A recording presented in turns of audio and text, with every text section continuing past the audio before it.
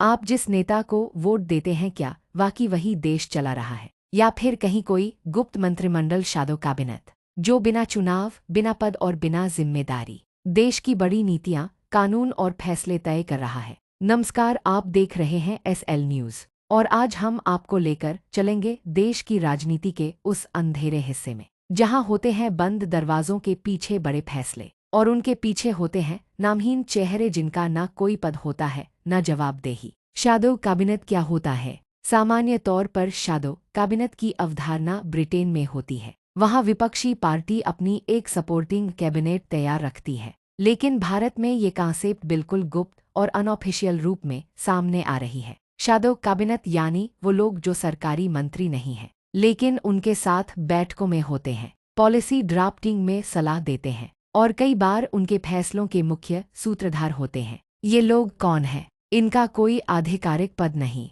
लेकिन इनका राजनीतिक रसूख, कॉरपोरेट नेटवर्क और सोचने की दिशा इतनी शक्तिशाली होती है कि ये मंत्री से ज्यादा प्रभाव रखते हैं, अफसरों को गाइड करते हैं और गुप्त एजेंटों पर काम करते हैं। इनमें शामिल होते हैं पूर्व नौकरशाह, थिंक टैंक्स, NGO प्रमुख, रणनीतिक सलाहकार, कुछ चुनिंदा मीडिया व्यक्तित्व। शैडो कैबिनेट कैसे काम करता है? एग्जाम्पल 2021 की नई शिक्षा नीति। असली ड्राफ्टिंग टीम में नाम आए 3 निजी एजुकेशन ग्रुप्स के CEO, जिनका शिक्षा मंत्रालय से कोई पद या संबंध नहीं था। एग्जाम्पल 2020 के कृषि कानून। मीडिया रिपोर्ट्स के मुताबिक इनमें सलाह देने वाले कई लोग कॉरपोरेट कृषि समूहों से जुड़े थे, न कि किसानों से। यह शैडो कैबिनेट ही है जो संसद से बाहर संसदीय फैसलों को डिजाइन करती है। क्यों नहीं दिखते ये लोग? ये कभी चुनाव नहीं लड़ते, इनका कोई लोक प्रशासनिक दायित्व नहीं होता, लेकिन सरकार के उच्चतम स्तर तक इनकी पहुंच होती है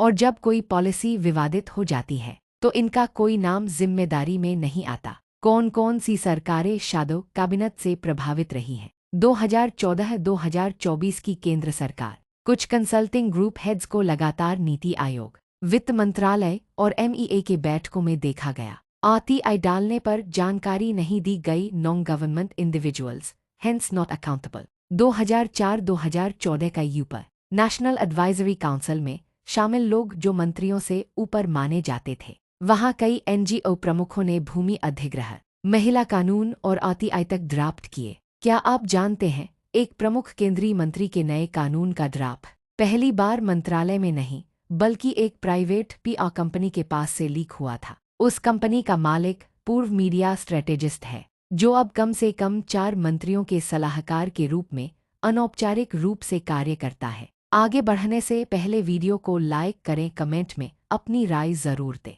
दोस्तों के साथ शेयर करें और चैनल को सब्सक्राइब करना बिल्कुल न भूलें। चलिए अब बिना देर किए आगे बढ़ते हैं। केस स्टडी, एक मीडिया पर छाया नैरेटिव कंट्रोल। एक कथित रिपोर्ट के अनुसार 2019 के लोकसभा चुनाव से पहले एक शैडो टीम ने तय किया था कि किस न्यूज चैनल को कौन सा विषय प्राथमिकता से दिखाना है और कुछ बड़े पत्रकारों को व्हाट्सएप समूहों के माध्यम से निर्देश दिए गए। ये पत्रकार किसी मंत्रालय से संबद्ध नहीं थे, पर उन्हें सरकार से पहले नीतियों की जानकारी दी जाती थी। Case study 2 shadow policy drafting, निजी हाथों में कानून। लेबर कोड बिल 2020 के प्रारूप में 2 प्रमुख सलाहकार फर्म्स के वकील शामिल थे, जिन्होंने खुद सरकार को प्रस्ताव भेजे और वही लगभग ज्यों के त्यों संसद में पारित हुए। RTI लगाने पर जवाब आया। यह नीति निर्माण के लिए विशेषज्ञ परामर्श था, लेकिन ये विशेषज्ञ कौन थे? किसी सरकारी सेवा में नहीं, जनता से कोई संबंध नहीं